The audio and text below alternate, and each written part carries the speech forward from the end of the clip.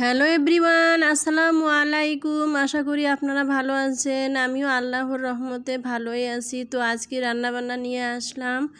তো নতুন চ্যানেল খুলেছি, যারা যারা একটু চ্যানেলটা দেখবেন, একটু ভালোবাসা দিয়ে যাবেন। তো হ্যালো এভরিওয়ান, এখন দেখেন আমি রান্না করতেছি, শুটকি দিয়ে রান্না করব। এই ছোট্ট দেশি আলুটা শুটকি দিয়ে যে এত মজার হয়, আর এর মধ্যে সব কিছু মেখে মুখে একবারে দিয়ে দিলাম, হলুদ মরিচ লবণ সব কিছুই। আর দেখেন এই ফেউয়া মাছের শুটকিটা একটু ভেজে রাখেছিলাম আর ভাজছিলাম, একটু হালকা ভাজা দিয়ে একটু টালি নিলাম, নিয়ে এখন তেল মরিচ মশলা, মশলা তো শুটকিতে অ্যাড করব না, শুধু গুঁড়া মরিচের একটু ফাঁকি আর হলুদ আর লবণ মরিচ কাঁচামরিচ কেটে দিয়েছি। এরকম মেখে মুখে তরকারিটা একটু দমে রাখতে হবে। এরকম মেখে মুখে 10 মিনিট রেখে দিব।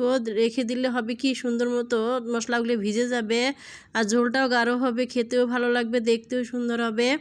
তো এইভাবে ভালো করে ম্যারিনেট করে এখন আমি 10 মিনিট রেখে দিব। আর এদিকে দেখেন আমি ডিম দিয়ে আরেকটা রেসিপি তৈরি করব, কারণ একটা তরকারি দিয়ে তো ভাত খাওয়া যায় না। তো ডিম দিয়ে আরেকটা তরকারি রান্না করব, সেটা আরও দেশি লাল আলু, আমাদের দেশে বলে বগুড়াই আলু।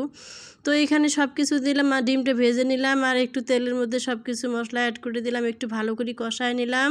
কষায় নিয়ে এখন ডিমগুলো উঠায় নিয়ে, কারণ ডিমগুলো না উঠালে ভেঙে যাবে, তাই ডিমগুলো উঠায় নিয়ে আলুগুলো সিদ্ধ করে রেখে দিয়েছিলাম, ভালো করে ছিলিয়ে নিয়েছি। এখন দেখেন দিয়ে দিলাম, আলুগুলো একটু কষিয়ে নিব। তো এরকম করে ভালো করে কষিয়ে নিলে আলুগুলো লাল লাল হবে আর গায়ে গায়ে রং ধরবে, তো ভালো হবে। আর এমনিতে সাথে সাথে ঝোল অ্যাড করলে গা সাদা হয়ে থাকবে।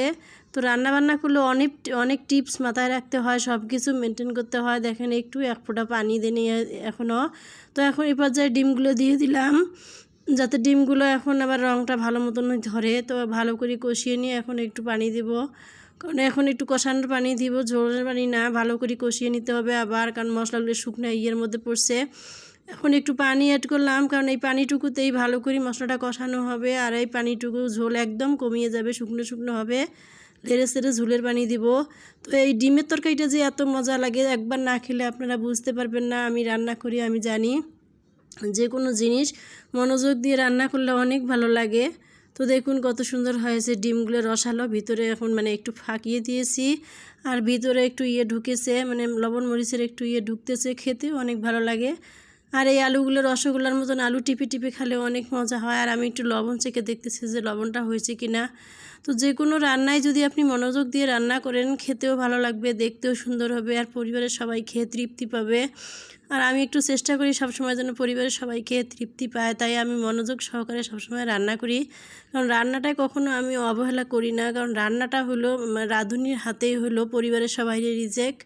তো এখন দেখেন রান্নাবান্না শেষ, আমি খাইতে বসেছি। আর ডিমগুলো দেখুন, ডিমের ভিতরে কত সুন্দর লবণ ঢুকেছে। তো ভিডিওটা আজকের পর্যন্ত এখানেই নিলাম। আল্লাহ হাফেজ।